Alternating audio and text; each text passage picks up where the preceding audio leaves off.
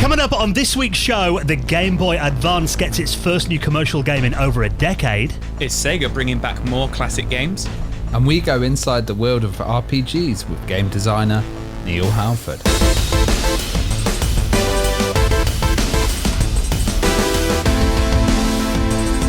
The Retro Owl podcast is brought to you each week with our amazing mates at Bitmap Books. Now check out Super Famicom and Super Nintendo, a visual compendium, offering a visual snapshot into some of the best games, developers, box art and product design from across North America, Europe and Japan. Over 500 pages dedicated to Nintendo's 16-bit wonder. You can check that out and lots more retro titles on their website at bitmapbooks.co.uk.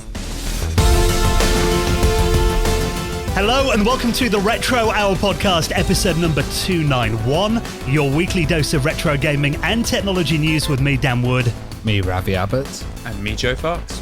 And a very warm welcome to this week's show, the show that takes you back to those long summer days, sitting indoors, playing your latest Super Nintendo games, maybe riding your BMX on a Saturday to spend your pocket money on a new Commodore 64 game, or unwrapping your PlayStation 1 at Christmas. Oh, amazing memories. And actually, this is our first show of September now. And that means only a couple of months until we're into that time of year again. The nights are getting darker, lots more time indoors to play games, which is always a good thing, I think. Heating's going on. Yeah, I was about to say, you say that like I don't stay in all night playing games anyway. It's just got a fan on this. Previously. Right now I have a fan on, and then in a couple of months' time I have the heating on. That's the only difference.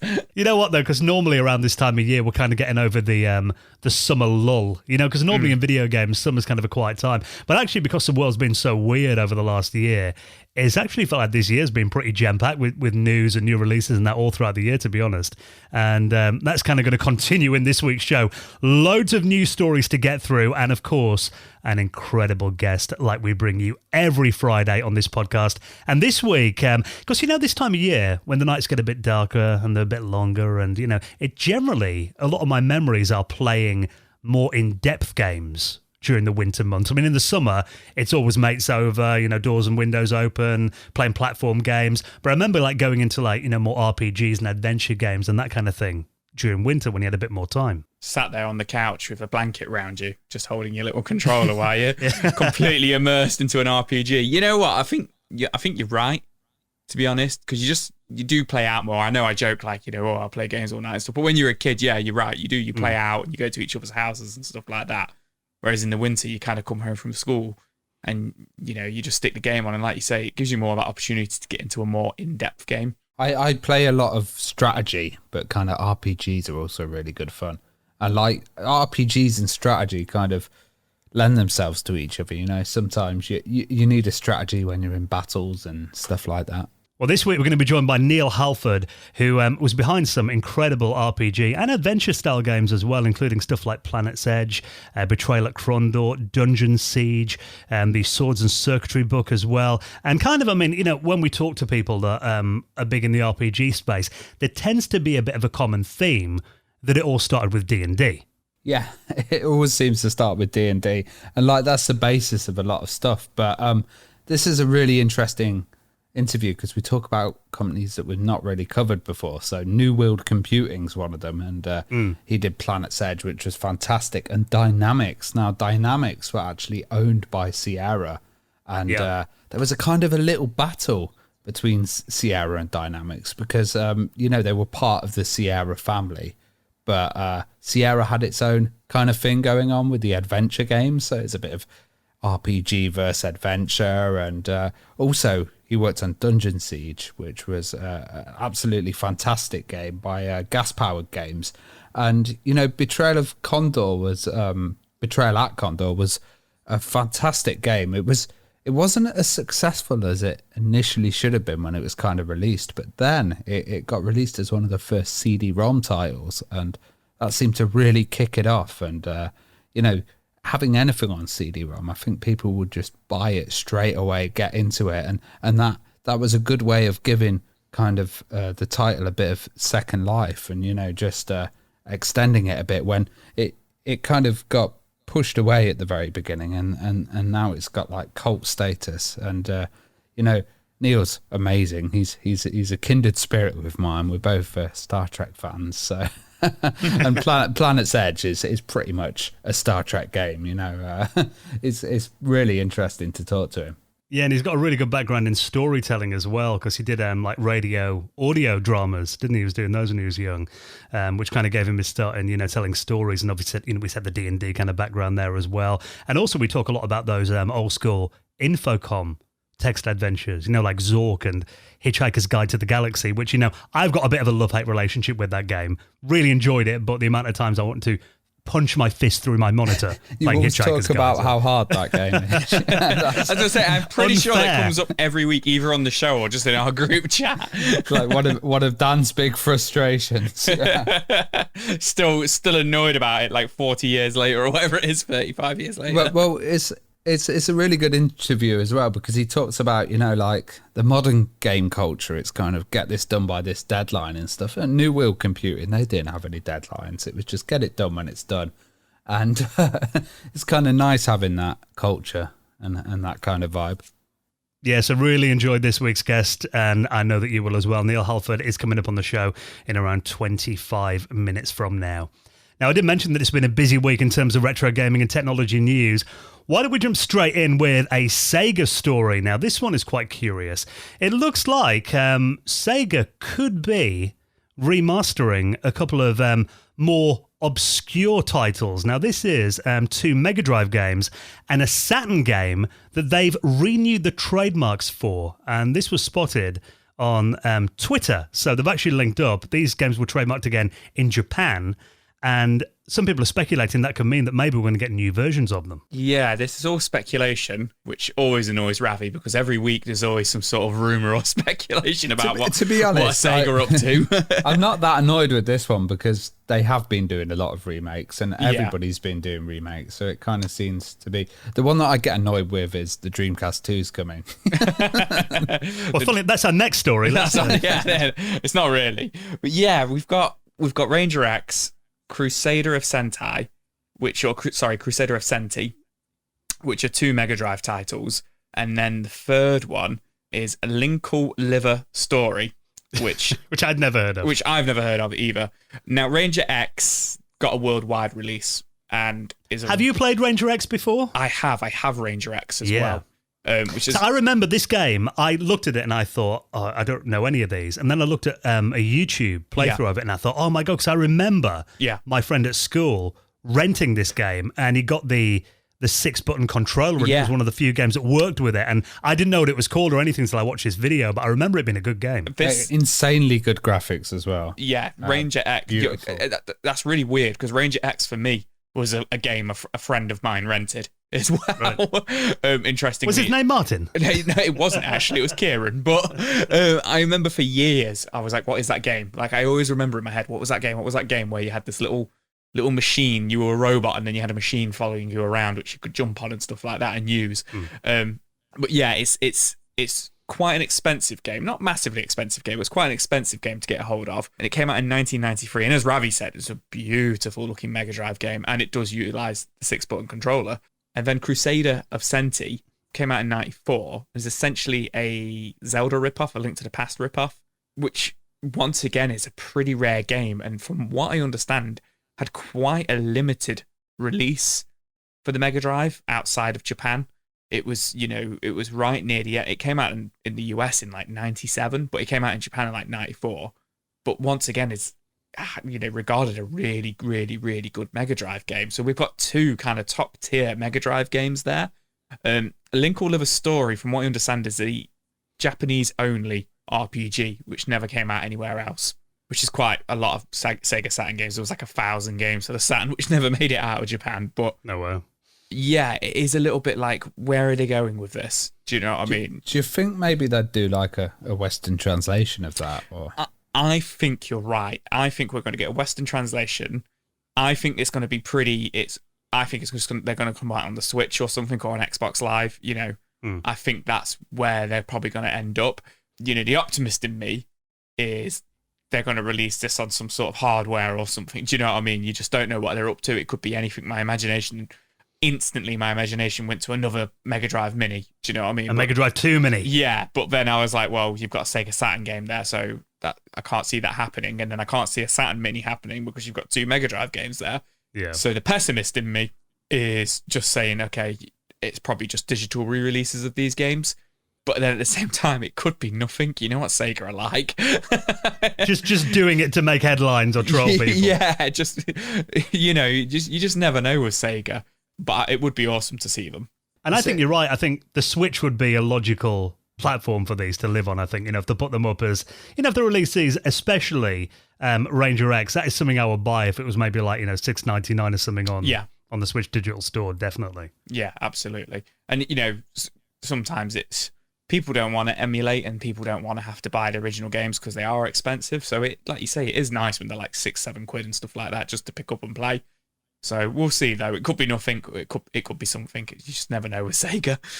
It would be cool though as well if they, if these do sell well, because they are, like you said, games that maybe not a lot of people have played. So it's quite good that they're actually, if they are looking at remastering these, getting these kind of more obscure games, I think is a nice step in. Because, we've all, how many times, we've talked about it before, how many times have you bought bloody Sonic the Hedgehog 2 over the years? I think I've got about 30 copies of Streets of Rage 2 on different consoles. We don't need any more re-releases of Streets of Rage 2. Kind of like, I'm interested in looking at this Crusader of the Senti, because it's like a Zelda kind of clone and their version of it. And, I'd like to see what they kind of did and how they handled it, how it holds up kind of thing.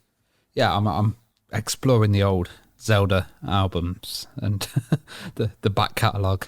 So, it'd be good to look at the alternative. Yeah, you know what you're right, might be right about as well if they give that a Western translation, because it kind of does feel like companies are a lot more open these days to releasing like JRPG games in the West. Of course, there is a dedicated audience who will buy them, whereas back in the day it felt like they just wouldn't release them outside of Japan. Yeah, I think you're right. JRPGs are definitely a hell of a lot bigger this last 10 years than they were in the mid-90s. And I think, especially with with COVID and stuff like that, people are looking back and being like, well, what did we miss? And there is a huge Saturn library that nowhere else got of a lot of JRPGs. And you can only get ROM hacks done by some kid at home. Yeah, yeah, absolutely. And put their own dialogue in there and stuff like that. So it would be cool to see them. Yeah, we'll keep an eye on that story and we'll link it up in our show notes at theretrohour.com. Now, maybe you want a game that you can play on your original hardware and the Switch. This looks pretty cool. A new Game Boy Advance game. In fact, the first commercial release on the Game Boy Advance. I think since, I was trying to find out what was the last game that came out in the GBA. I think it was a game called The Bee Game that came out back in 2007. Didn't get reviewed very well back then, but this looks like it's the first commercial title since then. This one actually looks really good. A kind of a cutesy platformer, isn't it, featuring a dog? Yeah, we've got Good Boy Galaxy, which is currently, at the point of recording this, 5 days into its Kickstarter.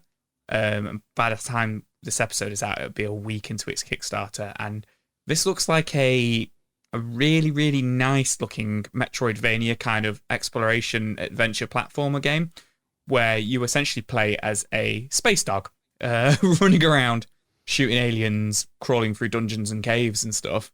Called Maxwell. There we go. And it's got really nice graphics for the GBA, hasn't it? It looks stunning, but you said it wrong. It should be Good Boy. It should be Good Boy. But what's really cool is the article I found on Nintendo Life says at the point of this statement, it's on £3,000 on the Kickstarter. And I was like, oh, okay. And it needs 18,000. I've clicked on it. It's at 100,000. So it's gone up by about $2,000 since we started recording this episode 15 minutes ago. There you go. So it's doing pretty good. And they are doing a physical release for the GBA. The game is £18 if you want the digital version of it, and you can get the Switch version, or you can get a digital GBA version where you will have to put it on an emulator or onto an EverDrive to play onto your GBA, which is fair enough. But you can get the physical release with a nice GBA cartridge in game and everything, which I think is about £44. But this looks really cool. It looks beautiful, like the parallax on the background and a lot of the modern kind of effects that they've got going on there. Yeah, really stunning. And it reminds me a bit of Wonder Dog if you ever played that, but Yeah. it's probably a bit better than Wonder Dog. That can't be hard. Yeah, can't be hard. I mean, if you showed me this, or Dan or Ravi sent me this, and just said that's a Switch game, I'd be like, oh yeah, it's a retro-looking Switch game. But the fact that it is actually running on GBA hardware, and it looks stunning. Yeah, and I like the fact that he's kind of delivering it. You know, you can get it for 18 quid, and you can have that on the GBA, but you use one of the flash cards in there, so you can do that, or you can actually have it as, you know, a physical pack with the cartridge and box and everything. But it's pretty cool that you can just have it on the flash ROM as well. And a Nintendo Switch version is going to actually pop out as well, a physical one. Oh, they're doing the physical Switch release as well. Yeah. Well, they're only releasing 200 Game Boy Advance carts. Oh, are so they? It is, you know, it's quite scarce, you know, and especially if you're a fan of that platform and, you know, having a new commercial game for the first time in 13 years. A big deal, I think. I mean, there are some people in this article that I'll link up in Nintendo Life who are saying it would be nice if they went to Nintendo and tried to get the official Nintendo seal of approval on there and, you know, get it age rated and make it like a full commercial release. But then I'm not sure that Nintendo would even do that anymore. I mean, you know, for a system they've discontinued, I can't imagine there is any kind of licensing process. I guess they have to be an official Switch dev if they're gonna release it on the Switch. But in terms of getting the physical versions of the GBA carts with a Nintendo logo on approved and all that, I can't imagine that Nintendo do anything like that anymore. But there is a demo you can play of it right now in your web browser, which I'll link up. I don't know if you guys have tried it out. I was playing it a bit earlier on, trying to play it with the cursor keys and stuff on the PC keyboard. Probably not as same as, you know, the same experience and as the playing dog it on an attacking actual. you. It seems to be multi-language as well, because even looking on the Kickstarter, there's loads of different languages here as well. And they're talking about translations, which is pretty cool. So it's going to have worldwide appeal.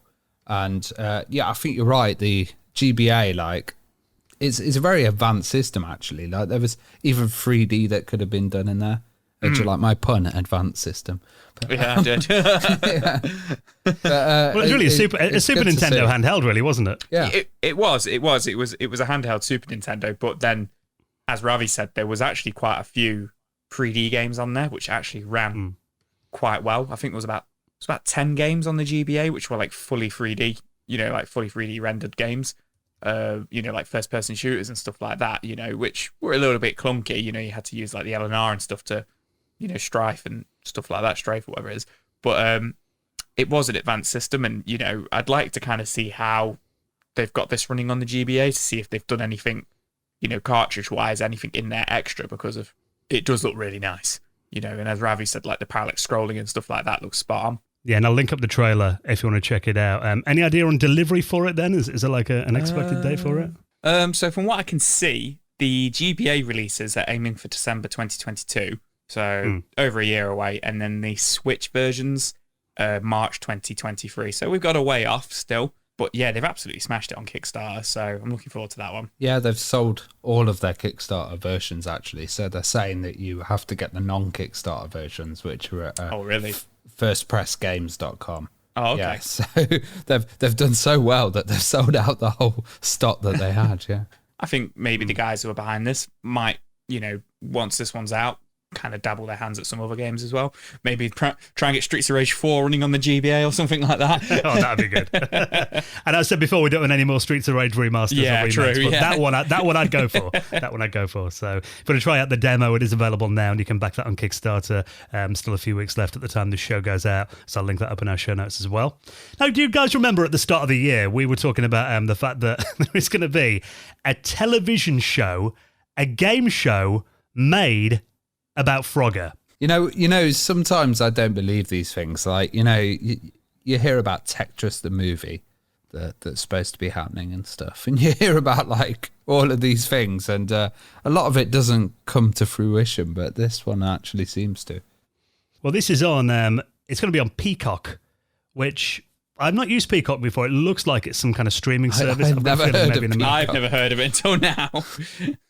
Well, this is Frogger, the TV game show, and I've chopped down, they've put a trailer up that's about 90 seconds long, and I've chopped it down just to a few of the audio highlights, so it sounds pretty full on. Prepare yourself.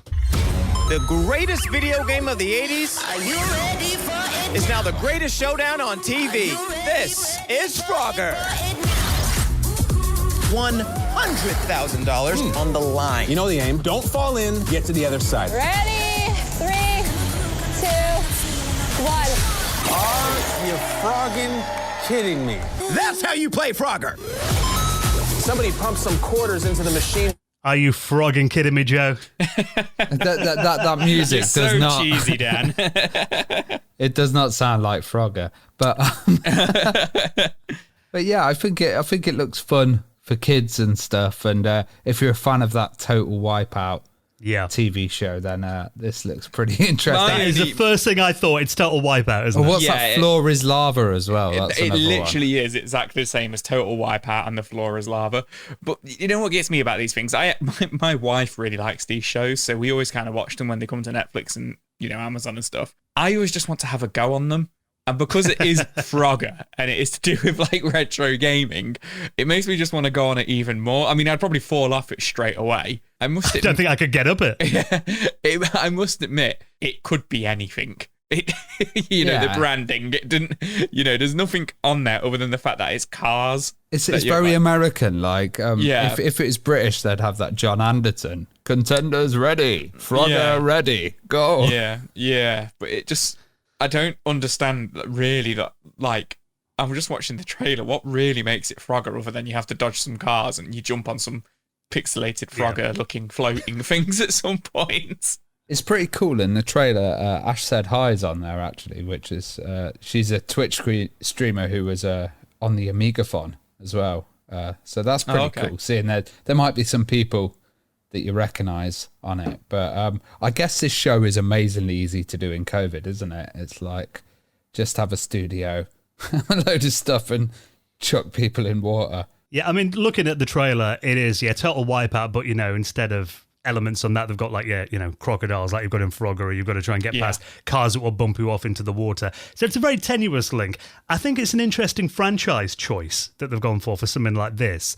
Because you watch that trailer, it's very loud. You got that music in there. It's full on energy. Looks like it's aimed at like maybe a teenage, early 20s audience. In that respect, it's interesting that they chose a 40-year-old gaming franchise to tie into it. Well, I think Frogger has probably been sold off before, because I remember going into, these arcades where you get tickets and stuff. And there was a giant machine that was a Frogger one. And you just hit left and right and kind of try and get across, and you won tickets and stuff on it. And I think Frogger's probably had its rights sold, or it's one of these that's quite available to get. And it's Konami, isn't it? Yeah, and they've probably sold it off. If it's Konami, that says it all. Frogger. Do you think Asteroids would be next? Or? We're going to launch you into space, and you've got to dodge these foam floating around asteroids. Or you fall back to Earth. Yeah. Well, it turns out there is actually a new Frogger game, according to this article on Polygon that I hadn't heard of, actually called Frogger in Toy Town, that apparently to celebrate its 40th birthday was released on Apple Arcade recently. Oh, wow, okay. So it looks like, Konami are still obviously putting the Frogger franchise out there. I just thought, for a game show that's obviously aimed at such a young audience, it was really weird that they picked a 1981 arcade game to use as like the lead character. I thought you were going to mention the Seinfeld scene, Dan being a Seinfeld fan, where he has to cross the road with the Frogger arcade machine. Well, they've embedded that Seinfeld clip in this article. It's basically George gets the high score on a Frogger machine. From memory, I think it's in like a cafe that's closing down. Right. And he buys a Frogger machine to keep his high score, but he has to keep it powered up all the way home. Obviously, so if he unplugs it, he's going to lose his high score. So it's him trying to get this arcade cabinet back to his house. So, oh, gosh. Yeah. I'm going to have to check that out. Not the first time Frogger's made a TV appearance, but definitely looks the most hyper so far, I think. Now, this is quite cool as well. Another franchise from back in the early 80s that's now made its way back to the front of the headlines again this week. Pac-Man. Now, this is actually two big 80s names, Pac-Man and Casio, who've released a new watch themed on Pac-Man. And actually looking at this, it's themed on one of Casio's classic watches, which is the F100 model, which came out back in 1978. I think it's actually the watch that Ripley was wearing in the Alien movies. You know, that was meant to be that really futuristic watch that she had on back then when that film came out. Yeah. I mean, it looks cool, and it's £95. And I know Casio retro watches are really popular at the moment. But I just feel like this is going to sell out straight away, and they're just going to end up on eBay. I can't remember if we actually mentioned it or not, but the Mario watch that came out last month, I can't remember what brand did it, but they came out at like £2,000 and straight away sold out, and they were going on eBay for like thousands of pounds. So that's my concern with this. As cool as it looks, I just feel like it's just going to go crazy high. I hate to admit it, I didn't know that Casio was still about. I thought it was like Polaroid. It had kind of gone and got sold off. But, it's good to see him still making watches. I'm just nostalgic about that. Well, this has that classic look. I mean, it's gold plated. I mean, I say that, it's probably not actually, it's not gold at that price. No way is it gold at that price. But it's gold colour. Yeah. And you've got the two separate parts of the watch. I mean, it's got that kind of hexagonal almost look, but straight sides. Probably a name for that shape that I'd forgotten in maths class years ago. And then you've got just, a very simple watch there with, the time at the top in that classic old school digital watch style. Really, the only thing about this that makes it Pac-Man is it's kind of got the Pac-Man mazes. So can you actually play Pac-Man on it? No. No. It's literally just got a Pac-Man print on the face of the watch and on the strap. And the back, actually. Oh, is it got it on the back looks as well? really nice. Yeah, if you turn it over, they've kind of engraved it onto the back of the watch as well, which looks really nice. That's quite smart, yeah. Yeah, it makes it a bit more like a collector's item that's kind of engraved in the steel on the back there. But really, I mean, it's those watches that you'd win. It's like the grabber machines at the arcades back in the day. You've got an alarm, a stopwatch. It's got an LED light in there as well, and a calendar apparently. So it's pretty advanced for a Casio watch. So just who's going to use the calendar on their digital watch these days? Just with this all in mind, it's already sold out. Right. Because I was just looking now, thinking, maybe I can try and get my hands on one of these. It's already sold out, and people are selling it on eBay for £200 buy it now. So they've only doubled the price so far. But you know what though? Because I mean, I wear an Apple Watch, which really, kind of does everything, that I need a watch to do and much more as well. Nags me all day and really annoys me most of the time, if I'm honest. But I've got an old Commodore watch that I did a YouTube video on probably about 5-6 years ago now. Okay. That's kind of the only classic watch I've got. But I know we have met people. I don't know if you remember when we were in Play Expo in London, Archie McLean did an onstage presentation with us, and he's a massive watch collector. And I think, we're on stage with him for about an hour and a half. He did about 45 minutes on watches, I think. At first, we're like, let's move you onto the games a bit now. But it is a community that's got a really loyal collector base. The weird thing is, I like watching watch repair videos on YouTube. You're such a nerd, Ravi.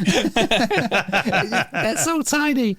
But also, I think you guys have been getting messages from my Apple Watch, and none of them make sense because I'm shouting into my watch. And the voice detection doesn't like an accent from Nottingham. So. Eat up, Martha. Yeah, probably. Oh, yeah. I was going to say, there's been a few odd ones from Ravi recently and a few spelling mistakes and stuff, which you don't usually get from you, so that explains it.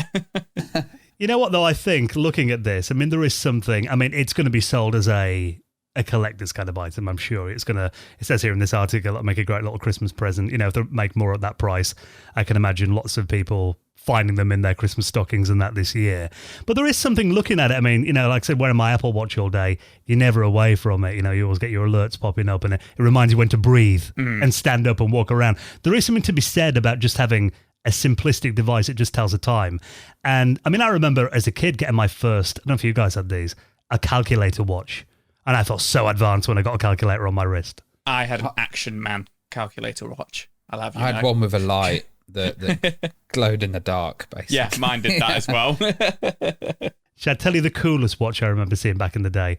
It was a watch that had infrared built in, and you could change channels on TVs. I was always a naughty guy at school that would do that and The teacher would never know, and it was so obvious. Like the guy pointing his wrist at the television.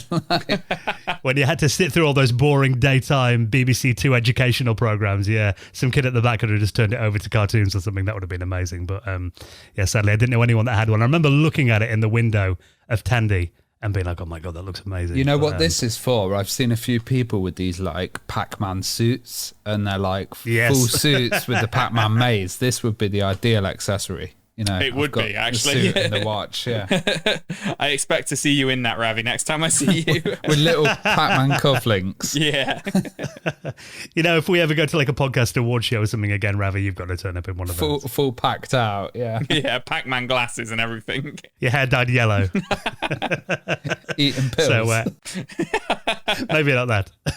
But yeah, if you're doing to get hold of one of these, or try at least, I'll link that up in our show notes as well. Now, of course, the Retro Hour podcast comes out every single Friday. And you know, it's heartwarming many weeks to see, not that we brag or anything, but we get a decent number of downloads and a decent number of new listeners. And it's very heartwarming to see this show often there in the top 10 category of the Apple Podcast chart, alongside like Wired Magazine, the BBC, our arch nemesis, Gardener's World, or Gardener's Question Time. We still haven't beat them to number one in that chart yet, but one day. But, you know, seeing us alongside these massive corporations, when we are, and we always have been, and we always will be, an independent podcast. And the only reason we can stay like this and we haven't got bosses telling us what to do and everything is thanks to our incredible community of patrons who allow us to keep doing the show each week. Oh, the patrons are absolutely fantastic. And you know, you're right. It's like wonderful being independent. I think that's how we've managed to kind of keep it intelligent and also keep it fun. You know, it's good fun for us three to do. And I can imagine having like, you know, a producer going, "Do this, boys, do that. Oh no." And it would just, you can't talk about the CDI job. Yeah, it would just rip the fun out of it. And I think, you know, that comes across to the listeners. And it's amazing that you guys have actually supported us, and you continue to do as well. You know, without you guys, this show wouldn't be going. It's literally three of us sat on our Roadcasters chatting every single week, and Joe has to put the kid to sleep, and you know, the kid. Dan has to, you know, get his dog quiet, and we all kind of settle down. Sometimes and we have to pause for the dog. Sometimes. Oh yeah, there's always a dog pause. Yeah, and you know, Patreon really helps. Just keep the show going and keep us alive, really. Yeah, I think at the time we're recording this, we're on about 224 patrons now. So that is incredible to see. So much support in there as well. And of course, you know, our patrons are just lovely people as well. We do a monthly hangout with them as well, don't we? Yeah, it is really, really fun. I mean, I do love seeing everybody. And just like, you know, sometimes I get a bit like, I don't want to say like worried or intimidated, but you know, I thought you were going to say emotional. Yeah, you know, no, I do. I get emotional about the whole thing, that people, you know, actually want to come and, you know, support us and hang out with us. It's kind of like a, you know, without sounding too cheesy, it is a dream come true that people have let us continue doing this. You know, there was a bit of a cloud over the podcast at one point, and when we were potentially losing the studio that we were recording it at Dan's work, you know, there was lots of talks of, you guys can't carry on doing this. And then COVID came along. It was all really, really worrying. But, you know, here we are a year and a half later after launching the Patreon and doing it from home. And I'd like to think we're going better than ever, you know, as strong as we always were. Yeah. So, and it's thank you to our listeners and Patreons. And I think you're right as well, because I know there is that much out there. Every YouTuber wants you to support them on Patreon, you know, probably every podcast as well. So the fact that we do have this, you know, great core audience of over 220 people who actually choose to support our show out of everything that's out there is, you know, not only very humbling, but incredible as well. And of course, we're not all take.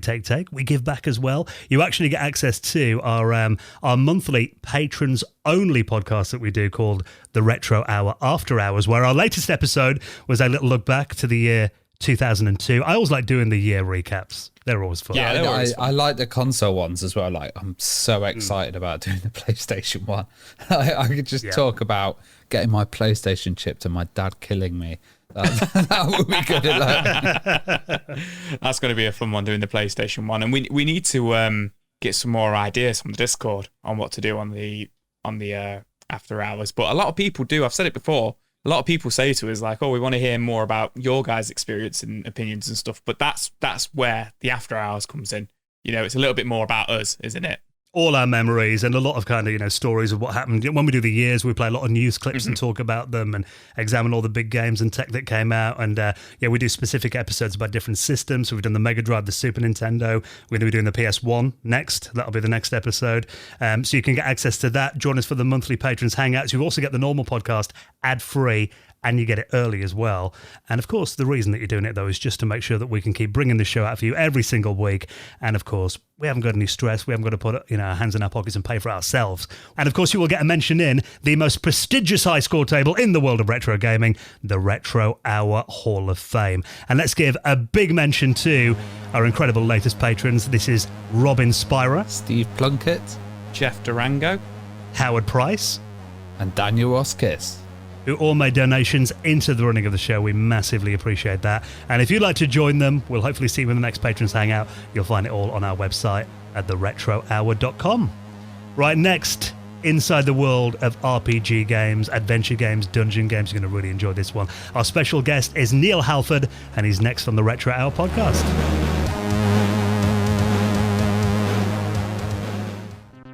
You're listening to the Retro Hour podcast, and it's time for our favourite part of the show where we welcome on a very special guest. And today we're talking to a true veteran of the industry, and RPG games, one of our favourite genres as well. So it is a pleasure to welcome to the show Neal Hallford. Hello, Neal. How are you? Very great to be here. A pleasure to be with you guys. Yeah, really appreciate you joining us. Now, we always like to kind of find out what, got you into the industry initially and kind of what sparked that first interest in gaming. I mean, kind of going right back to the beginning. Do you remember what was your first experience of an electronic game? My first electronic game would have actually been the Atari 2600. My uncle had a one in his stepson's room, and so he had Pong. And so that was my first probably computer gaming experience at home.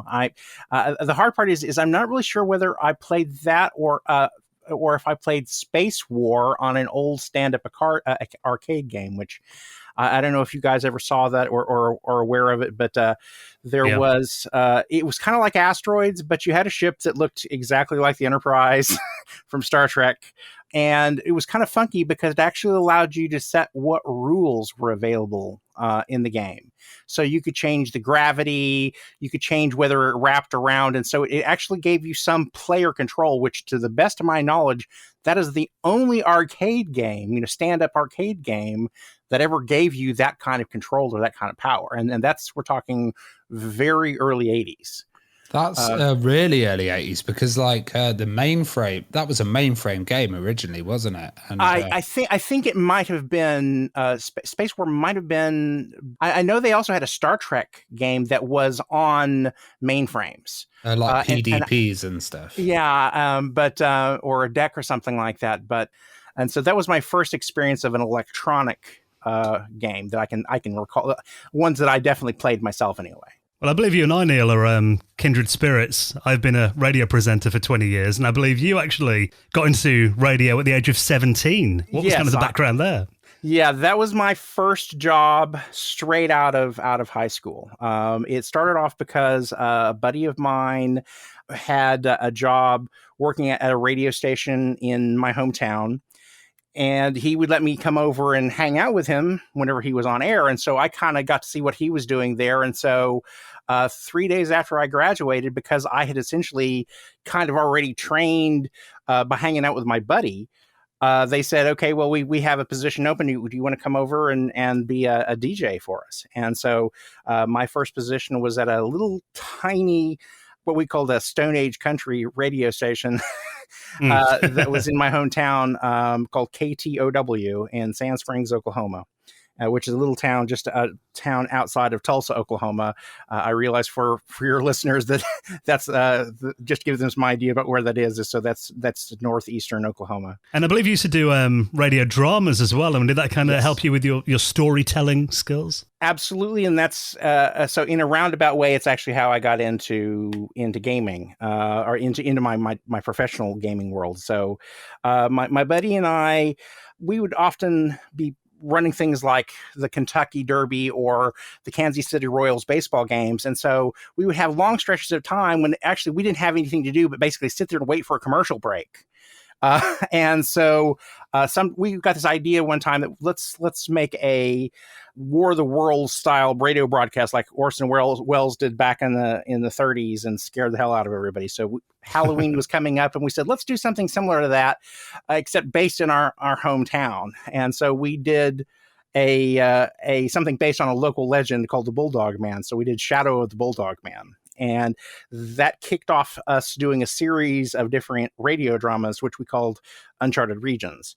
So we just sort of did those intermittently when we had time and when we had a script ready or whatever. And so I did that from 1984 until 1989. And then, of course, I went off to college and still my buddy had access to the radio station. So we still did a few of them even after I went off to college. But that led to me actually going into radio, television, and film production in college, which was great because by the time I got to college, it's like, well, I'm basically training to do the job I already know how to do. But so after I graduated from college and I got a phone call from another buddy of mine that I'd gone to junior high with who had gone to work for New World Computing, and they were looking for a writer. And he said, well, I think you'd be great fit for here if you wanted to come and do this. And so do you have anything you could send to them as a writing sample? And I said, well, I've got this big stack of radio drama scripts and the episodes themselves that I can send you because these are probably my best examples of my writing. And they really liked what I had written. And of course, at the time, you're mostly writing dialogue for computer games. And so that was actually my entree into working professionally in the computer gaming industry was because of my radio drama experience. Did you end up playing much D&D as well? Because I know a lot of people were influenced by D&D. Yes, I played the white box version of Dungeons and Dragons first. And so that early of course, I know a lot of people got started in second edition, the AD&D era or whatever. But my first play with it was playing the white box version of D&D with a buddy of mine. But another buddy of mine had got into second edition D&D, and so we had a role playing group that we played pretty regularly. And then after that, I discovered Call of Cthulhu, and that really became my game, was Call of Cthulhu, because I was already familiar with the works of H.P. Lovecraft, and but I just really loved the openness of the Chaosium system because it was a lot less about, look up the table in the back of the manual says half-elf spills a lantern on a stairwell table. And I like the openness of the Chaosium that was more storytelling oriented. And so that always tended to be sort of the Chaosium, a RuneQuest general role playing. Their systems in general have always tended to be kind of my guiding star ever since, in terms of I like the simplicity of those and how well they work for storytelling purposes. And you can kind of get up and go. And yes. Yeah, there's a lot more flexibility. You had the resistance table and it was more skills based. You didn't have levels and you didn't have classes. You were free to basically to try to be whatever you wanted to, and you got better at the things you worked at. And stuff you didn't work at would kind of, decay or whatever. And so you kind of created your own class. And I liked the flexibility of that. You weren't just stuck with, okay, here's my skill tree, and I basically have to take this skill and I have to take that skill. And I think that I like that flexibility a lot more, because at least it felt much more organic to me. Well, I know that a lot of those pen and paper role-playing game players transitioned onto early micros like the Apple II, for example. Was there anything on that platform that really caught your attention? I had my first computer was an Atari 400, which if you aren't familiar with it, it was basically they took their Atari gaming system and just set it up so that it could had a cartridge that would go into it like a regular gaming cartridge. And so you could slap in, here's a word processor, or here's whatever. I had Star Raiders, which was one of my favorite games from that era. But the keyboard was a flat membrane kind of thing. So you didn't even have keys. You just had this membrane that you had to kind of punch at. And it was terrible because half the times you'd like practically break your finger trying to punch it hard enough so that it would register your keystrokes. But so that was my first home computer was a Atari. I later did get an Apple, but that was whenever we were into the Mac monolith era of things. I never saw a 400 until I went over to America, and I saw the 400 and 800s over there. I was like, yeah, wow. I pretty much went through the whole Apple line. I had a 400, I had an 800, I had a 1200, and then my last one was a 520 ST. And the 520 ST was a really wacky machine because in addition to being a computer, it was, to the best of my knowledge, the only computer that ever shipped with built-in MIDI ports in it. Yeah. And of course, I really got excited by the machine because in addition to, one of my other numerous crazy hobbies on the side and something I'd gotten into whenever I was doing the radio dramas, is that I do like electronic music. And so having an Atari that had the built-in ports into it made it really easy for me to create music because there were a lot of programs designed for the 520 ST because the Amiga became sort of the artist's computer and the ST became the musician's computer. And I first really kind of got interested into it in it because of Jean-Michel Jarre, because he was in all the electronic musicians magazines, and so because he was kind of pushing the ST is what got me interested into it. But then, didn't Cubase start on there? Didn't it on the ST? Yes, I believe. Yes, it did. Yes, it did. And there's like a lot of really important composition programs started there, and also the Atari used also kind of did weird things with MIDI, and they actually used it as a kind of a alternate version to LAN, and so there were actually games you played via the MIDI ports. Wow. And so I never got to see the architecture of how that worked, but I'm sure that was kind of loony trying to figure out how to make MIDI work as a LAN. Well, I heard that you were a fan of Zork and kind of addicted to that as a child. What did you love about that game?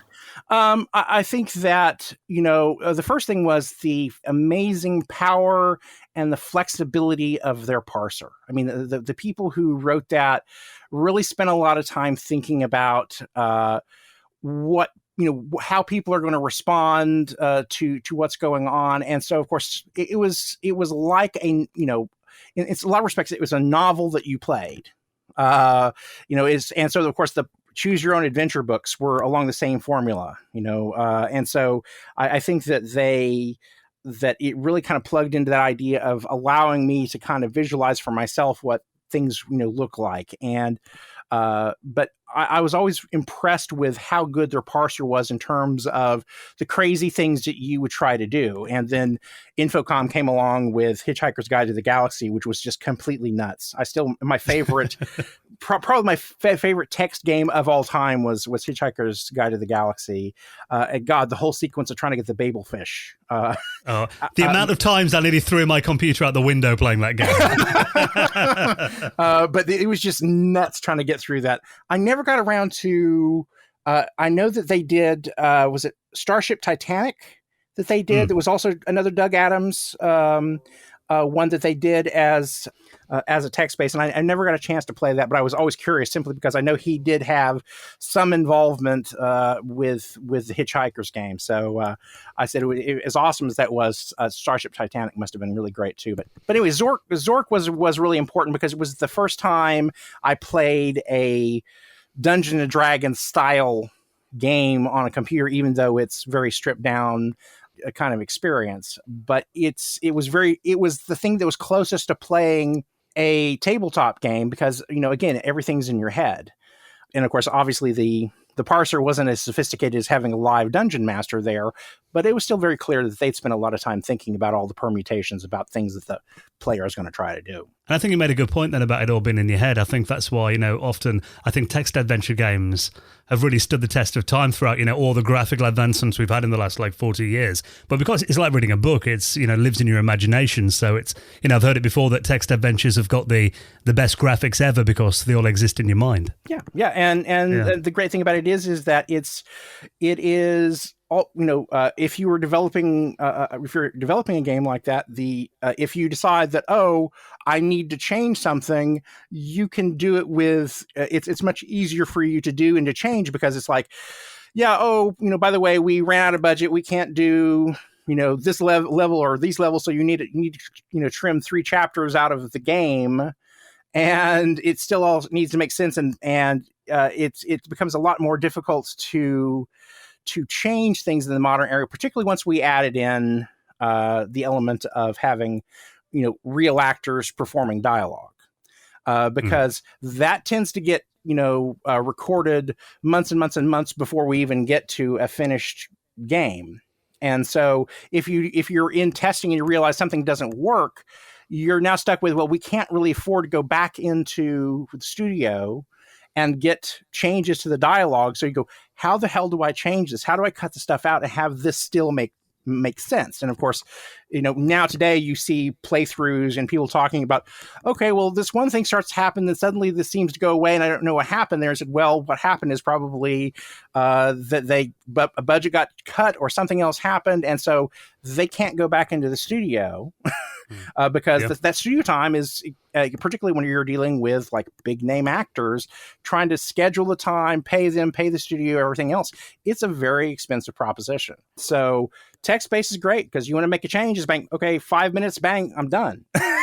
I don't, if I want to create an entire new room or whatever, it doesn't cost me anything extra other than the time it costs me to pay the writer to write new stuff. But that's way cheaper than paying a whole team of, artists and programmers and stuff to build all this new stuff. And so there's ways in which a text-based adventure is so much more flexible than you would have with other kinds of games. Well, how did you join New World Computing? What was the story there? So, I'd finished up college, and my buddy Ken Mayfield called me up, and so again, we were in junior high together. We'd also been in the same science fiction club in high school together, and he said, "Well, we have an opening here at New World, and so would you be interested?" Well, actually, he originally tried to pitch me to come out and work as a artist because he had actually taught me to do some art. But I go, well, look, I'd love to do it, but I'm still not very good. And what's going to happen is they're going to end up firing me because I'm not good enough, because what you can do in a week would take me probably a month to do. And I said, so I appreciate the offer, but I don't think it's the right time. And he said, okay, fair enough. So he called me back about 3 months later, said, okay, we have this opening. Our writer is leaving. And so we would like you to come out and join New World Computing. And so, again, I sent him my scripts for Uncharted Regions, and they really enjoyed those. They said, well, we fly out and meet with the head of the company, who was, of course, John Van Canegum, who was of the Might and Magic fame. And so I flew out and met with John, and I had a really great time. So it was my first experience being in Southern California. So that was a little bit of shock for me because I grew up outside of Tulsa, Oklahoma, which is, it's a middle-sized city in Oklahoma, but nothing like being in Los Angeles. And so, of course, there's kind of culture shock there. But anyway, I met with JVC. It was a really great meeting. And I remember I was talking to him and I said, okay, so whenever we got done with our interview, I said, so that was really great. Do you know about, when in the next, will be like 3 or 4 weeks before you make a decision? He says, oh, well, you're hired. We just wanted to bring you out to make sure that it was going to be a good personality fit. And nice. So I said, okay, well, that's the easiest interview that I've ever been on. And actually I had another interview that was similar, but later on, but that was really exciting. And so I went back to Oklahoma and got my beat up 73 Mustang and got my cousin to grab his van. And so 3 weeks later, I was back at New World and started my job living there in I say Los Angeles, we are technically out in the valley. So we're in I was living in a community called Van Nuys, and the company had started in Van Nuys, but they were in Woodland Hills. But anyway, it's in the blob that is considered Los Angeles. Well, what was the culture like at New World? Because I heard they were quite chilled with deadlines and stuff. But did they kind of help incubate a good development practice? Oh, well, the thing about game development back in the day is, of course, New World was at the high. Whenever I got there, I think there were only 18 of us. And I think by the time I left, there were maybe 30 of us. But it was kind of like being in a dorm, to be honest. It was the oldest guy in the company was John Van Canegum. And so I think he had just had his 30th birthday. So I was 23, 24, something like that whenever I went to work for them. But there weren't really deadlines. And of course, we didn't have another. New World was its own publisher. So the idea was definitely the game is done whenever it is done. Of course, the other thing for me is that, I had some Call of Cthulhu games that I had run, and obviously I'd been part of a D&D group, but I didn't have any experience in being a game developer. There were no classes you could go take to become a game developer. And so it was definitely kind of throw you into the deep end of the pool and you figure it out. You decide how you make computer games. And John Van Canegum, even though he had done Might and Magic 1 and Might and Magic 2 already, and they'd done the game King's Bounty, had been recently finished. I actually helped write some of the manual material for King's Bounty. But it was very, very kind of relaxed. And, of course, I wasn't married. Most of the people in the company weren't married. And so you had a lot of us who would be there until 2 or 3 o'clock in the morning. And so we get done with whatever work we were supposed to do for the day. And so we would be in the conference room frequently playing Starfleet Battles. Now, Starfleet Battles, I don't know if you guys are familiar with it. It was still is a tabletop game that's a strategy game based on Star Trek. And so, but the games were ridiculously long. So each session, you'd be playing an average game was 6 hours per session. And then frequently they would be 8 hours, 10 hours or whatever. And of course, the vice president of the company was one of the world champions at this. And so, the game company had actually purchased Starfleet Battles, so they had the complete rights to develop it. And so part of the reason they had hired me was so that they could have ultimately developed Starfleet Battles into a role-playing game, which became the game Planet's Edge. But anyway, it was just super relaxed, and I have mostly pretty good memories of being there.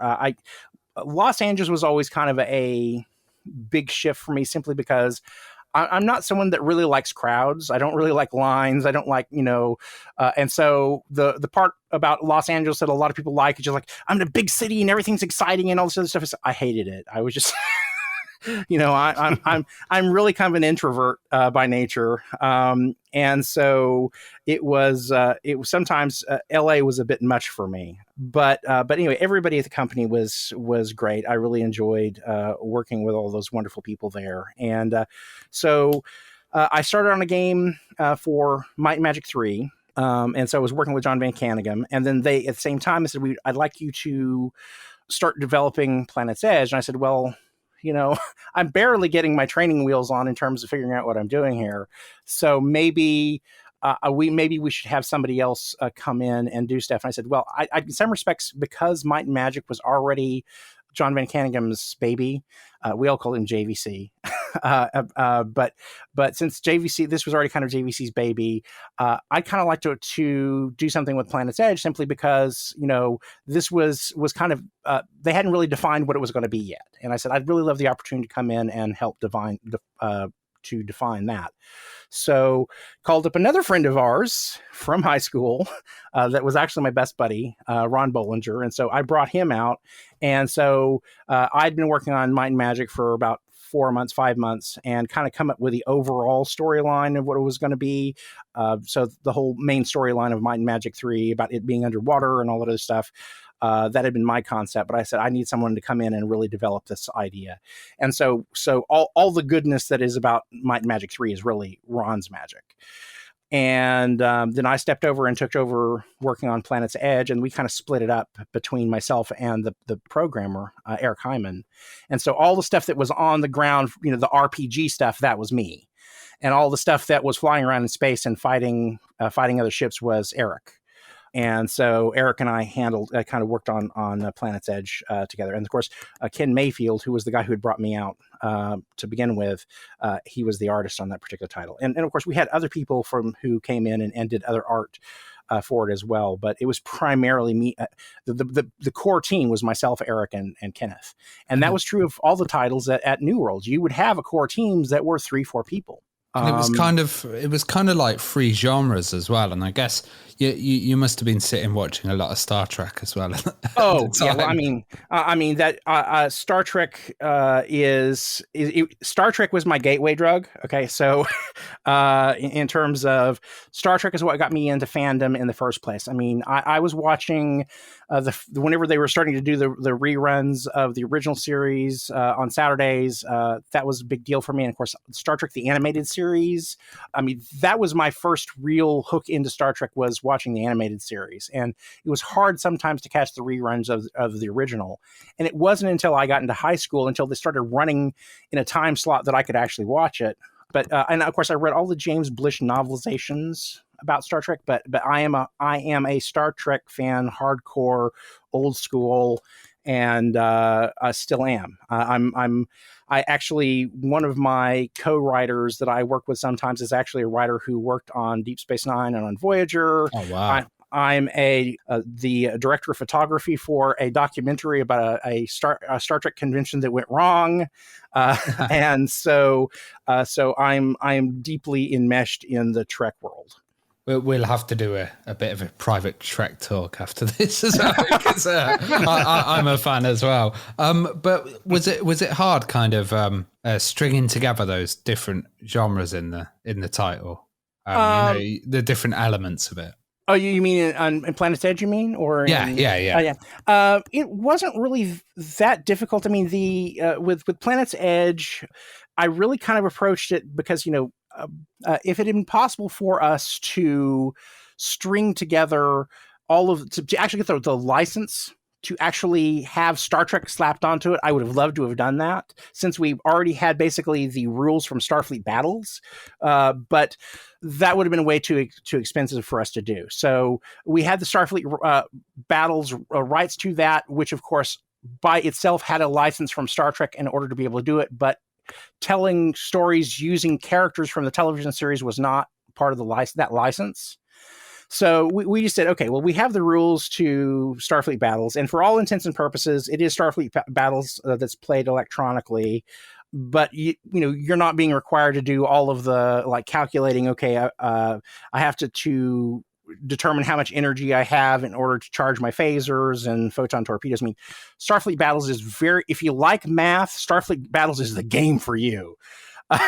But so there was the space battle stuff, which is again very classic tabletop strategy style game. So playing on a hex map, and the role playing section, in most respects, it probably is the most like Ultima, because the Might and Magic series is sort of 2D and a half, where you're walking through and it's first person kind of view, but Planet's Edge was isometric.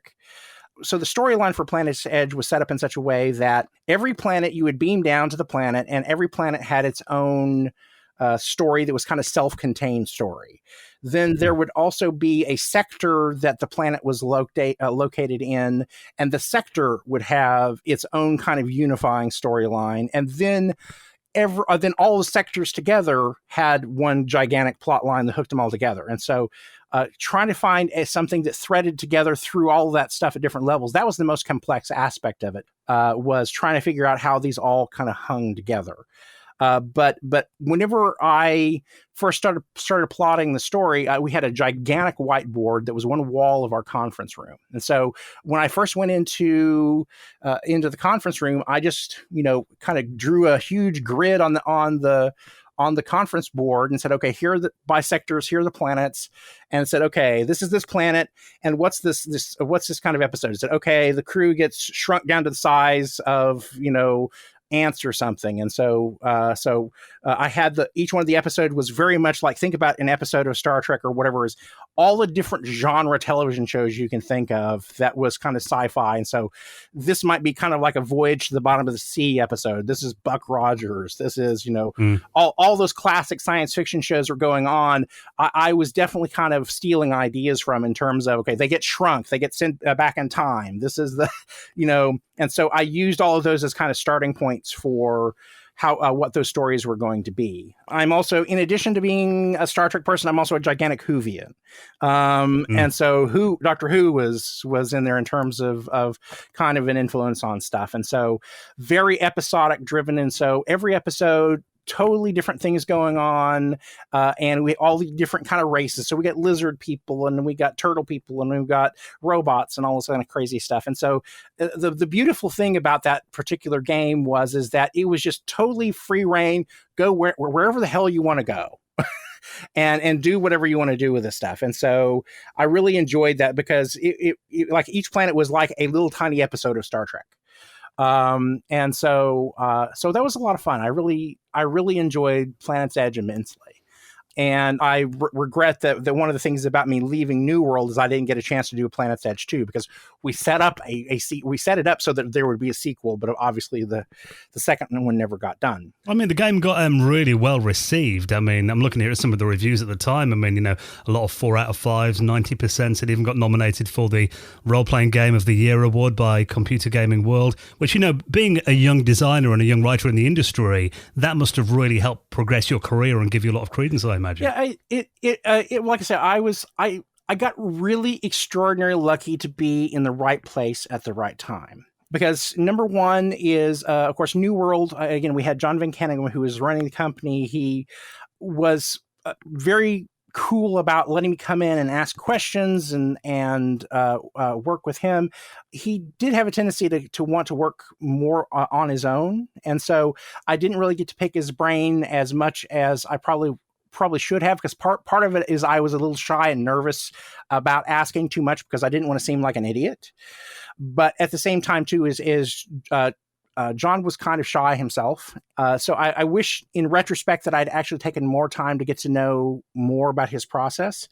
But something else that happened while we were working at New World is that Cinemaware folded. Now, Cinemaware, of course, made several really great games, they had Defender of the Crown, and they folded, and we got a lot of Cinemaware's talent at New World. John Cutter was one, wasn't he? John Cutter was one of them. John Gwynn, who was one of our artists on Planet's Edge. We got Lewis Johnson. Lewis Johnson came from Cinemaware, and we got one or two other people from Cinemaware. And so when Cinemaware collapsed, we got all of these amazing people that came into the company. So as you said, we got John Cutter. My relationship with John Cutter became really, really important, as we might chat about here in a minute or whatever. But John came in, and John became the producer for Planet's Edge whenever he got there, because we didn't really, even though JVC was running the whole company, we didn't really have anybody kind of managing the project as a whole. And so John Cutter came in and became our producer, and he really liked my writing, and he and I just had an immediate simpatico with each other. And we would talk about stuff, and we really, our ideas kind of overlapped a great deal. But John, of course, had done a really great game at Cinemaware called Wings. And one of the great things about Wings is Wings was, of course, a World War I flight simulator. But a lot of the story is told through journal entries. And that's going to become important on the next game that John and I worked on together. Well, I was going to say, you actually moved to Dynamics with John, and yes, you were both working on the Betrayal of Krondor. So, yes. So what were the kind of influences behind that, and what ideas did you put in there? So with Betrayal at Krondor, John moved about 6 months before I did. He had gotten an offer from Dynamics. And of course, he had wanted, there were some other projects he had wanted to do that at New World, there just wasn't really time on the slate for them to be done. And John wanted a more influence over what was going on. So he had gotten an offer to go up to Dynamics, which is in Eugene, Oregon, which is a little, at the time, about 100,000 people up in the middle of the woods in Oregon.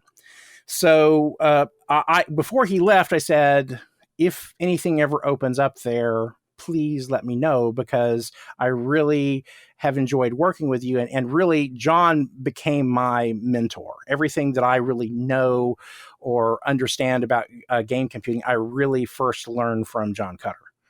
Because even though I worked a lot of stuff with JVC, Cutter is the first one that really kind of took me under his wing and said, here, this is how all this stuff works. So anyway, John called me up after he'd been up there, and the deal is that Jeff Tennell, who was the CEO of Dynamics, had read the novel Silverthorn by Raymond E. Feist, who is a big fantasy author. And their original idea is that they wanted to take the novel Silverthorn and turn it into a computer game. And they brought me up for an interview to talk about this. And they asked me what I thought about it. And I said, I don't think that's the right idea. I said, and so we're going to wrap back around to my being a Star Trek fan here. Is I said, my personal feeling is that if I'm someone who really, really enjoys, a movie or a book by somebody, in some respects, I don't want, in a gaming standpoint, I already kind of know what the end of the story is supposed to be. And so as a player, my choices as a designer is to make something that either is stuff that's happening in the background of the book or the movie that I know or I love. And otherwise, why am I slapping the label on it? Because I'm not really doing anything that's associated with that original book or that movie. Or I have to change what the ending of the story is. And I go, at what point why do I even call it the same name? Because I'm changing it substantially so the player is getting an opportunity to make new choices or make different choices or not feel like they're being kind of stuck in a cattle chute to do that. I said, that's the wrong idea. So I sat down, I read all of Ray's books and said, what you want to do is, we license, Ray's universe, and there's a book called The Darkness at Sethanon, and then his next book after that is Prince of the Blood, which is set 20 years afterward. And I said, there's a 20-year gap between The Darkness at Sethanon and Prince of the Blood. And I said, so let's create a new game that happens smack dab between the two. And so it'll be a brand new story, but we'll utilize his characters and utilize that universe. And we'll, so that way we have a new story that's set up there. And so that's how we decided to kind of come up with the game that came Betrayal at Krondor was this brand new story set in that 20-year gap. And when it came to deciding what the approach of it was going to be, is that we spent a lot of time kicking the can around in terms of what the style of it would be. Would it be 2D, 3D, what have you? And one of the big things that the big immediate tent poles we had with this is I said, I like the idea. So since this is based on a novel, let's have every level, basically be a chapter, and it opens with text and it ends with text. So just like reading something from one of Ray's books. And I was also hugely influenced by what John had done on Wings, because we had a lot of talks about, I loved what he had done with the journals in Wings. I said, let's take that same approach. And I think that it's a really great way to get us inside the heads of the characters and give us a lot of the kind of information that ordinarily you just couldn't get out of a game otherwise. And so, and then we spread that out to, we had a 3D environment, which we achieved basically by taking the Aces of the Pacific engine and put it on the ground. which was complicated because, what Aces wants to do is to avoid colliding with things. And so obviously, but we need to be able to walk and have a different thing. So there was a lot of modifications that had to be made to the Aces engine to put it on the ground so that we could walk around and explore the world. I bet. And we were trying to be the first true 3D engine on the ground, but we got beat by Ultima Underworlds, bastards. You should have heard the screaming in the offices that day.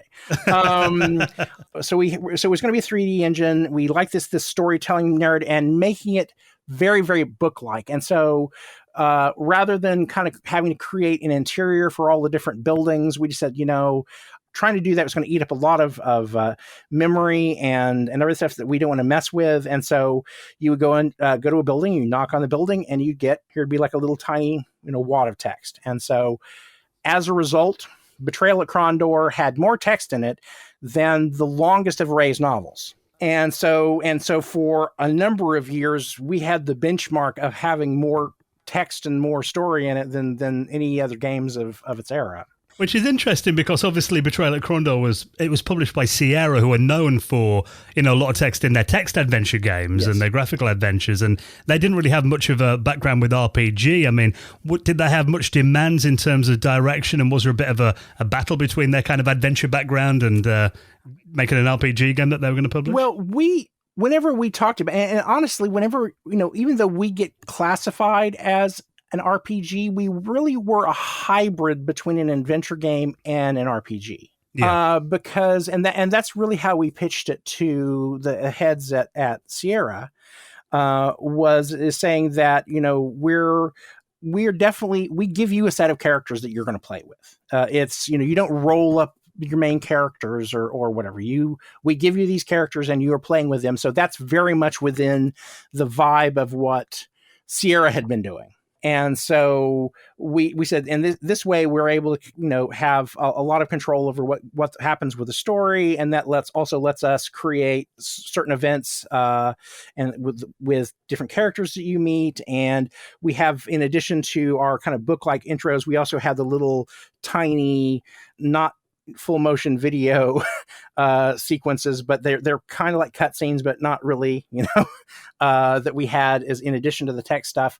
And I said a lot of that just would not have been possible if it had been something like Might and Magic, where you're just rolling up a completely random character. And so there was a definite story going through the game, definite story to all the different places that you're going to.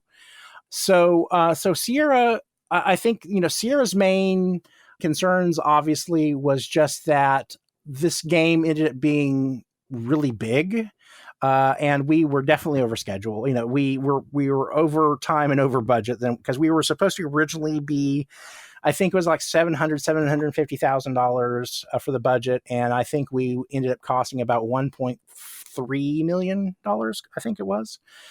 The good thing about it is that they could see what we were doing. And, they were very happy with where we were going, because I think that the best thing is that in some respects is the people at Sierra could see, even though that we were over schedule, over budget, I think that they saw what Krondor was going to be even before John and I could. Because there were times when John and I were sitting in an office go, is anybody going to play this game? Is anybody going to like this game or enjoy this game? Well, initially, it didn't have huge sales, did it? But CD-ROM kind of came in and changed that. Yeah, well, it's CD-ROM really, we just went through the roof. I mean, our reviews were great whenever we came out. But whenever it first came out, we were doing okay, but we weren't really doing great. But whenever it hit CD-ROM, the sales just went through the roof. And of course, part of that is number one, I'm not 100% sure of this, but I'm pretty sure this is true, is I believe we were the first role-playing game on CD-ROM. And of course, this is at a time whenever CD-ROMs were brand new. Everybody had their, okay, I got my new computer and it has a shiny CD-ROM drive in it. Well, now I want to feed it something. And so being one of the first role-playing games on CD-ROM definitely helped us. But because we got a lot more visibility and people found out about us, and then after that, the irony is, in the long run, we were actually one of the best-selling games that Dynamics ever made. But it took us a while to get there. Is that kind of why you guys didn't do the sequel? Because I know there was Return to Krondor. Okay, well, so have I opened up a bag of worms? The whole thing about the sequel was kind of sad, because we were actually after we finished Betrayal at Krondor, I immediately rolled on to working on the sequel. And I had the story written out. We ran it by Raymond D. Feist, who loved the story. He says, "Neal, if you don't do this as a game, I'm going to do these as novels." And he kind of did later. But anyway, so we were in development with it. I had a great time working with the new lead artist that we had on the project. We had storyboarded out the first 3 or 4 chapters worth of cutscenes and everything. And so everything was going really well. But the problem is that the fact that we had cost more than they had expected, and the way that everything else, they wanted to make the sequel smaller and cheaper. And add to this is that they wanted every line of text that appeared on the screen to be read by someone, so that all of the dialogue and all of the on-screen text would have been performed by an actor. So and we said, okay, do you understand how much text that is? And I said, do you guys really do you understand is the fact that the budget you want to give us to make the game, bang, you've already spent that in the recording booth. Because once you go down there and you get big Hollywood stars and everything to record all this dialogue, that's what it's going to cost you to record all of this text and all that dialogue. So that's number one, is that we can't possibly be cheaper if you do that. And the second thing is that they said, you just made a game that's become Computer Gaming World Hall of Fame Game of the Year, actually several other Game of the Year awards that we won for. It says, we're going to take a game that won all these awards, and that so that you get a sequel that's smaller and cheaper. And the only way we can do this is if we don't really create any new assets. So no new buildings, no new monsters. We basically just go in, reskin everything so that it's like, okay, same characters, different dialogue, same areas, but new dialogue. He said, there's no way that fans are going to forgive us. So you say that basically we're going to take something that is valuable to us and we're going to throw it away. The fans are going to be pissed off. So John tried to make this case to the head of the company, Tony Renke, and Tony fired him. And so they took the rest of my team and they started, giving them to other departments. And then they started to notice the fact, this is starting to sell really well. But unfortunately, by that point, my team is broken up, and they come back to me and said, do you want to do it to be the new lead of the game? You would be, John's old job, so you'd be doing your job and John's job.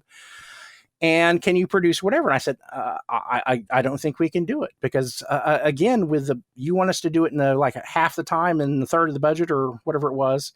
I don't think that this is possible. And I said, but I'm going to talk to some of the other developers who are at Dynamics and ask them what they think about it, because obviously they have the experience. They can look at the numbers and everything else and see if this is doable. So I ran it by one of them, and they came back to me and said, Neal, I couldn't do this, and I have several more years experience in doing this. There's no way that I could do this, and you're not crazy. So there was this crazy thing where before I had a chance to go tell Tony no that this wasn't going to be possible, we'd had this big team or big company meeting where they were kind of talking about, here's the state of the company, and yay, hurrah, all these great stuff's going on, and oh, by the way, Neal's going to be leading the sequel to Betrayal at Krondor. And I'm just sitting in the back and go, oh my God, you're just making me feel like a gigantic asshole.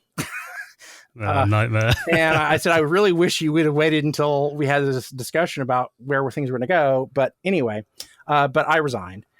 So once Ray found out that the sequel had been canceled and that John had been let go, he yanked the license and says, okay, well, I'm pulling the license because you guys aren't don't seem to be, you're not going to be using the same team and everything else. So he yanked the license.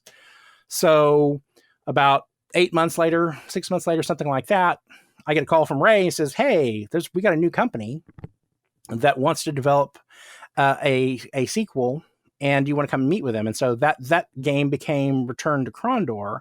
But by that time, I'd moved back to Oklahoma to be near my dad, because my dad had cancer and I wanted to be near him. And so I said, well, I'd be willing to do this, but I have to do it long distance. But long story short is the company they hired to do it didn't really have any experience with making role-playing games, and really didn't have an engine of any kind. They were telling me, we'll have this done in 8 months or something. I said, you'd be lucky to have it done in 18 months. You don't even have an engine. A 3D engine. You don't have a team. None of the people you're working with have any experience of working with something. I said, role-playing games are the biggest, most complex kind of game out there. And I will stand by that.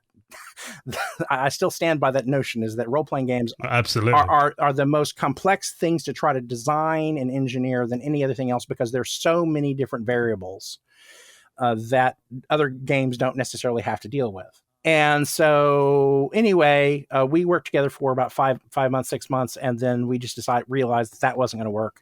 And so the game that they thought that they were going to ship in 8 months. So this was the end of 1994, and they shipped it in 1998, 97, 98.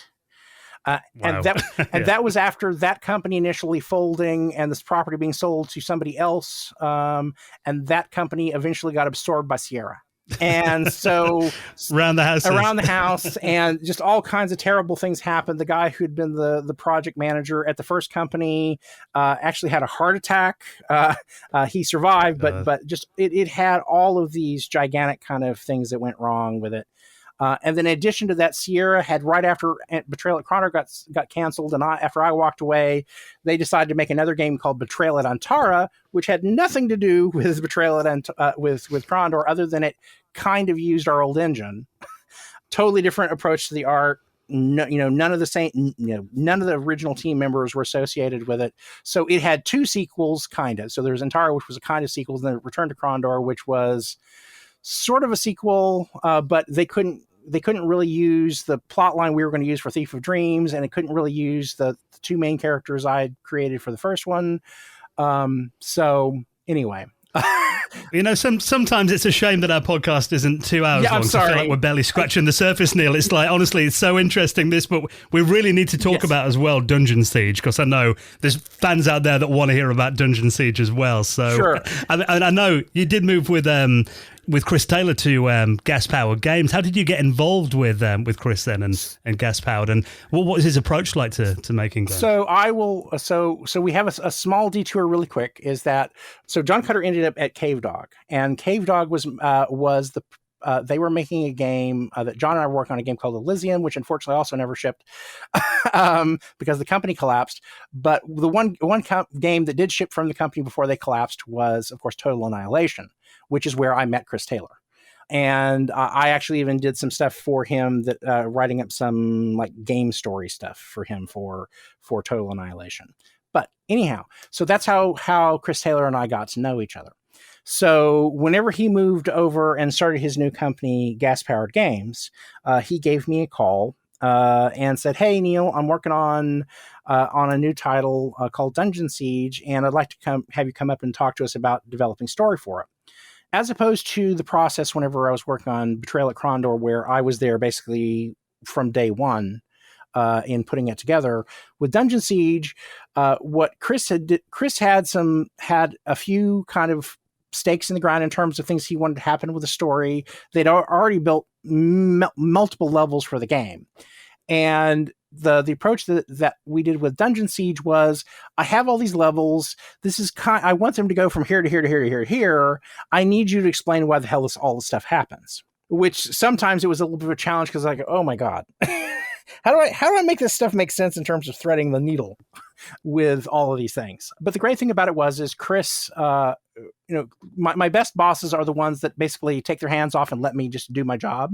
And Chris was definitely much that in that case. He says, "You're the writer. I'm going to let you go on this stuff." And so I proceeded to write this gigantic Bible for the world that we did for Dungeon Siege. That kind of came up all the different stories. So here's the back history, and there's a bunch of stuff that you never even saw in the games, which unfortunately, and then sometimes later on the games that I didn't have direct contact with, they kind of dived into that and kind of took some of the stuff out of it and made it way out of context and kind of broke the storyline. But I had developed this big Bible, and I wrote the story and the dialogue for it. But I really liked working with Chris and working for all the people at Gas Powered Games, because again, they were all really great people to work with. And it was like I said, it was a different kind of approach, because it's like, here's all this different stuff and figure out why this is all associated with it. What are the narrative links that make this stuff kind of hang together? So, and the technology as well with that company was like, it was amazing. Really, you know, the TA with Total Annihilation was a huge game with loads of things going on screen, and Dungeon Siege had like a seamless world and the ability to mod it, and you know, was it kind of really popular, and was it also seen as like a bit of an alternative against Diablo at the time? Well, I think that the one thing that is a defining characteristic of Chris Taylor. Chris is always about, how do I push the envelope technologically, come up with a game mechanic nobody has ever seen before. And so that's the one thing that defines Chris's games, is that he is always out there, push the limit, push the limit, push the limit.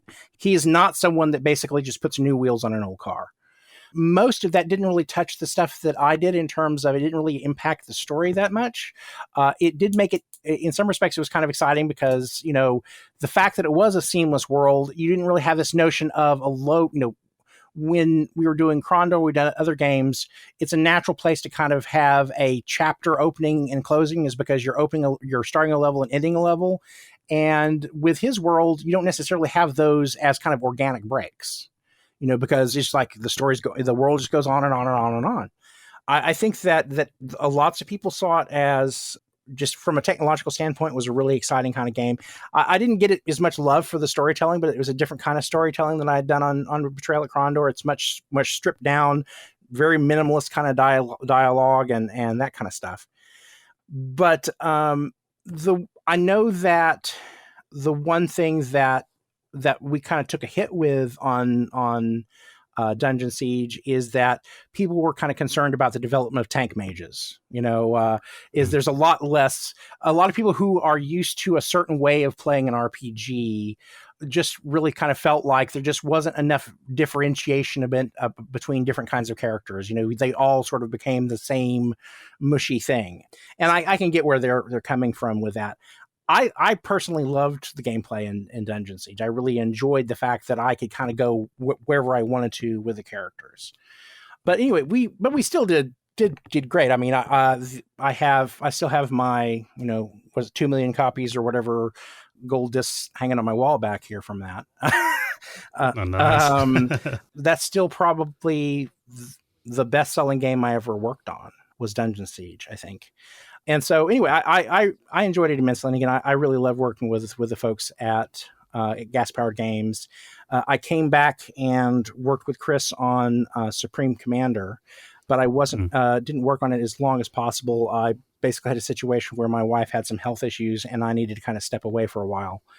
Right. And so Chris and I have continued to kind of, you know, talk about stuff. I came in for a little while to kind of help them with promotion for Wildman, which unfortunately ended up getting funded on Kickstarter, but that was kind of fun promotion. It was kind of a cool idea. And he's got his new game that he's working on right now. And whenever they get further on down the road, I'll probably actually be writing the story and text for his new space strategy game. Amazing. So, but he's kind of doing that part-time. He's kind of semi-retired now, but he's doing it in his spare time. But I love Chris to death. And so, you know, along with John, he's one of my favorite, you know, people to work for, because again, he just kind of trusts, he knows what he does, and he hires me to do a specific kind of work, and he just stands back and lets me do it.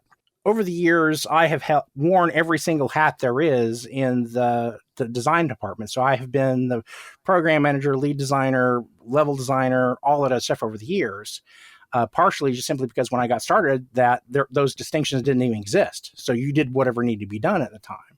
But these days, I'm pretty much content to just be the narrative designer. So let me write the story and come up with the world and all that kind of stuff, and I'll let the rest of you people do your thing, because I'm an old man now and I don't want to sleep under my desk. And those days are gone. Those days are gone. I'm just nope. You don't have enough money to pay me to do that anymore. Nope, sorry. Well, Neal, what are you up to these days then? Is there anything we should look out for soon from you? So, ironically, after, let's say, so these days I do kind of freelance work. I'm actually doing some stuff right now for Amazon for one of their game studios. Can't really talk too much more about it other than the fact that I'm working for them right now. In the meantime, most of my private time is I got into independent filmmaking back in about 10 years ago. And so I've been working on various different kind of little projects. I have a little noir horror film called The Case of Evil. You can check that out on Amazon Prime if you want to check that out.